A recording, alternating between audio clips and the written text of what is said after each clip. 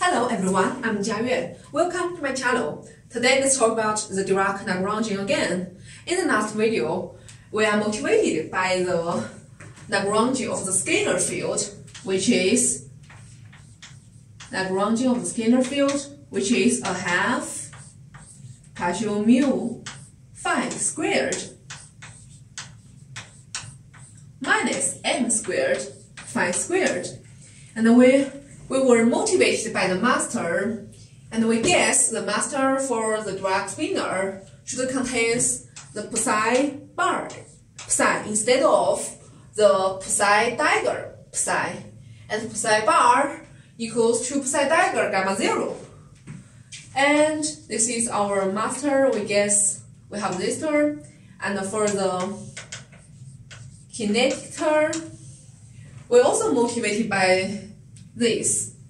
We guess first, we guess we should still have this psi bar psi, and we also have partial derivative because it is a kinetic term. So we have partial derivative and how to make this thing a Lorentz scalar. We guess there is a gamma mu here. If this is a Lorentz scalar, we can also say that maybe this psi bar gamma mu psi is a Lorentz vector. So now I want to prove this thing is a Lorentz vector. And if we write down our Dirac-Lagrangian, we guess the Dirac-Lagrangian first, and then we need to say whether it is correct. So we should use the equation of motion and to say it is consistent with the Dirac equation or not. So if the equation of motion is the Dirac equation, we can say our guess is correct. So now let's guess. So we should prove this psi bar gamma mu psi is a vector. So what is a vector? A vector is something that transforms like a vector. So we need to do some Lorentz transformation for this thing. So this psi bar gamma mu psi, after Lorentz transformation, what we expect it to be, it is. So if it is a vector, we should have lambda mu liu psi bar gamma mu psi here. So if it is really a vector, it should transform like a vector. Now let's prove this thing. So after transformation, after Lorentz transformation, this thing should be psi bar prime gamma mu psi prime, and the gamma mu is gamma matrices, which are just some constant matrices that will keep the same after Lorentz transformation. So we only have a prime on this psi bar and on this psi. So what's this? We know that psi bar is psi dagger gamma 0. And the gamma 0 is something that won't change after the Lorentz transformation. So we only have a prime here. And we have gamma mu and also psi prime. And what is psi prime? We know that psi prime equals to d of lambda psi. This means that psi is a spinor that's transformed like a spinor. And if we take the diagram of this thing, so it becomes psi dagger d dagger. So we can have something here should be psi dagger d dagger. And then we have gamma 0, gamma mu, and also d psi. And what is d dagger? In the last video, we proved that d dagger equals to gamma 0, d inverse gamma 0. So it should be gamma 0, d inverse gamma 0. And here gamma 0, gamma mu, d psi. And here gamma 0 squared equals to 1, equals to the identity. So what we have is just psi dagger gamma 0 d inverse gamma mu d psi. And what's this? What's this? Is it familiar to you? In the previous video, we have got this relationship. You can see the proof of this in the previous videos.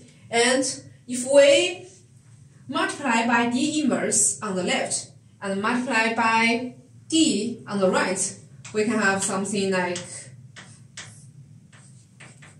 this. So look at this. They are the same. So this whole thing equals to this, which means that it is equal to psi dagger gamma 0 lambda mu nu gamma nu d. Oh, sorry, didn't have d here. Psi. So this means that this is our psi bar, and this is what we get. So we prove that after Lorentz transformation, this thing become this. So it transforms like a vector. So this is a radial vector, and we add a partial mu here to make it a Lorentz scalar. So what is our Dirac Lagrangian? It should contain a mass term and a kinetic term. So here we could conclude that our Dirac Lagrangian should be psi bar gamma mu partial mu psi minus psi bar psi. I didn't write it correctly. Why? What did I missing? First, I miss a mass here, but I don't know it is mass or mass squared or mass cubic. And we also miss something here that we will determine. First, let's look at this term. Is it m or m squared or m cubic? For this, we should look at the dimension of this Lagrangian. We want to use dimension analysis to determine it is m or m squared. So we all know that our action has a dimension of h bar, and we said h bar equals 0. So it's a dimensionless thing. H bar equals to dx force and our Lagrangian density. So Lagrangian density should have the dimension of 1 over x4 to cancel the dimension. But here actually we don't need the dimension of Lagrangian to determine this term, because we can look at this term to determine this term, because this psi bar psi and this psi bar psi has the same dimension. So, and here partial mu is actually something like 1 minus x. So what we have is something has the dimension of the inverse x, and we know that M, it has a dimension of energy, and the energy is the dimension of the momentum.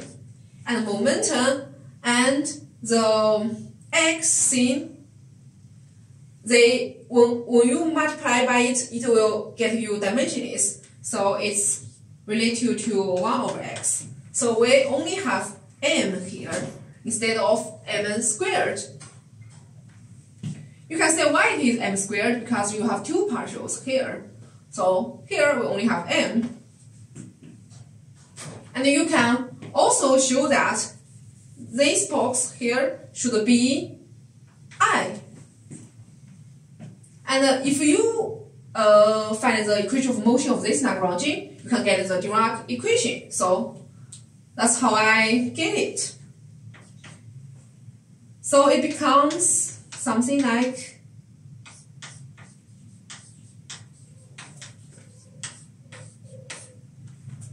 is it familiar to you? Yes. If you just look at this, it becomes the Dirac equation. And then we have a psi bar in front of them. So this is our Dirac Lagrangian. But these are very hand-wavy. And if you want to know more regular thing, you should think of how can get the Dirac Lagrangian more rigorously. This is just some guess, and then you should verify if my guess is correct or not. But this motivated us a lot, right? So we get our Dirac Lagrangian after motivated by the scalar Lagrangian, and we show that it is Lorentz invariant. That's all. Thank you.